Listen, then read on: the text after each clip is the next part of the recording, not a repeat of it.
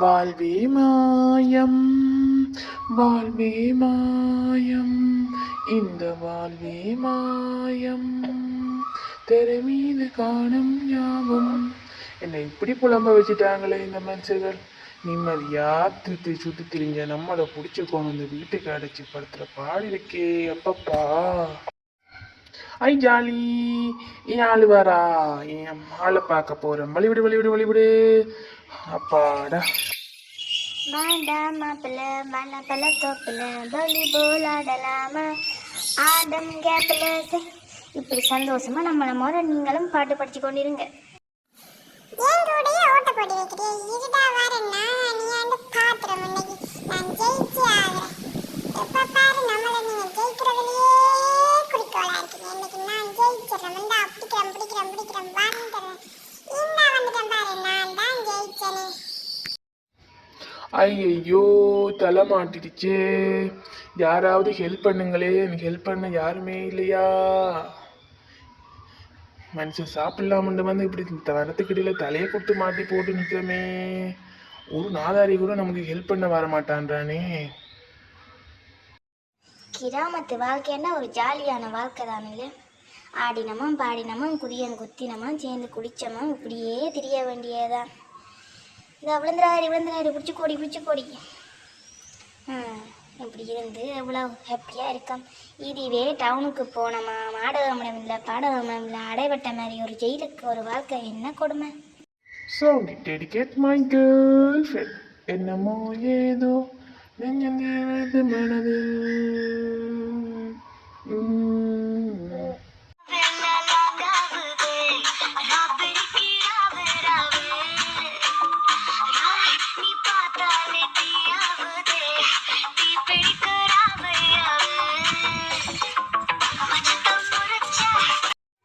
மனுஷர் தான் இம்சை பண்ணு பார்த்தா அதுதான் இம்சை இல்லாம வந்து நிம்மதியாக எடுத்து இருப்போன்னு பார்த்தா நீ வந்து இம்சை பண்ற. நீ பேசாம இப்ப இருக்கல்ல உன்னை வெளுத்து சாத்தி விட்டுருவேன் பிடிச்சி. சும்மா இருக்க சொன்னா பாரம்பச்சு மனுஷரை போட்டு இம்சை பண்ணிக்கொண்டு அங்கால தள்ளி இருந்துக்கும். ஒரு நிம்மதி என்பது மனுஷருக்கு கிடையவே கிடையாது. எங்க போய் இந்த நிம்மதியை வாங்குறது?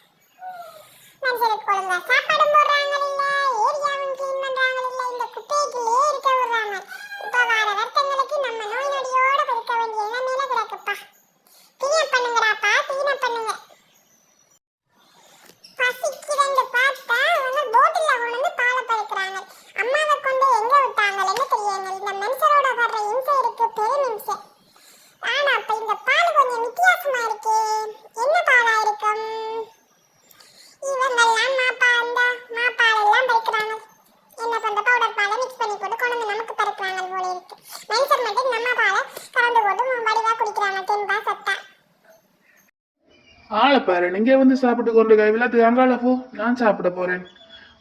நல்ல டேஸ்டா தான் இருக்கு சாப்பாடு இல்ல. அட இதுக்க வாய வச்சா உன்னை கடிச்சு கோதறி விட்டுரும். ஓடுதான் வாழை.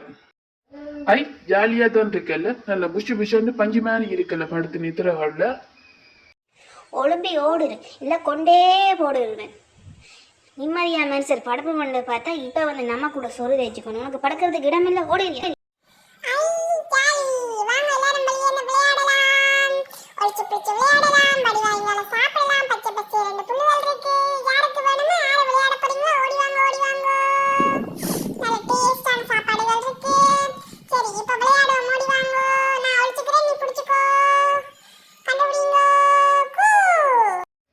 என்ன புலப்படா இது?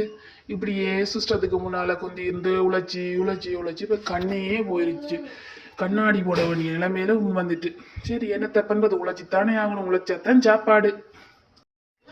ஐயோ சரியா உடம்பு போட்டுச்சு. நல்லா எக்ஸசைஸ் செய்து உடம்ப குறைக்கணும். சரியா வெயிட் போட்டுச்சு. நம்ம ஆளுக்கு வேற உடம்பா இருந்தா பிடிக்காது பாருங்களேன். ஐயோ முடியலடா அப்ப எக்ஸசைஸ் செய்து டயர்டா இப்படி விழுந்துருச்சனே. நம்ம ஆளு வந்து பாக்குறதுக்கு முதல் ஒழுங்கா தெம்பா எழும்பணும். எழும்பி முதல் ஸ்டடியா ஸ்ட்ராங்கா நின்றா தான் சரி. இல்லாட்டி நம்ம மானம் போயிருமே. என்ன பண்றது, இந்த விட்டுட்டு போயிடுவாளே. அப்பா எலும்பு முயற்சி பண்ண முடியுதில்லையே முருகா காப்பாத்துப்பா. வீட்டில் இருக்க போர் அடிக்குது. நான் என்ன செய்யலாம்? நம்மளால பார்க்க போகலாம்னு பார்த்தா வீட்டுக்காரர் நம்மளே சுற்றி கொண்டிருக்காங்களே, எப்படி வலிக்கலாம்? அவன் வேற அங்கே பார்த்து கொண்டிருப்பானே. என்னடா இவளை இன்னும் காணமே, இவள் ஒருத்தி வெறுவாள் எங்கேயாவது சுத்தலாம்னு பார்த்தா இவளையும் காணும். தனியே இருந்து புலம்ப விட்டு போயிட்டாளே, என்னத்த பண்றது? இதாலையாவது யாராவது வாராங்களான்னு பார்ப்போம், வார வழியாவது சைட் அடிப்போம். ஒரு நாயிலையும் காணும். செல்லப்பிராணி வளர்க்குறேன்ற ஆசையில் என்னை போட்டு கிள்ளுற நுள்ளுற நிம்மதியாக இருக்கக்கூட விடுற அளவில் ஒரு நாளைக்கு இருங்கடி உங்களை கடிச்சு வைக்கிறேன்.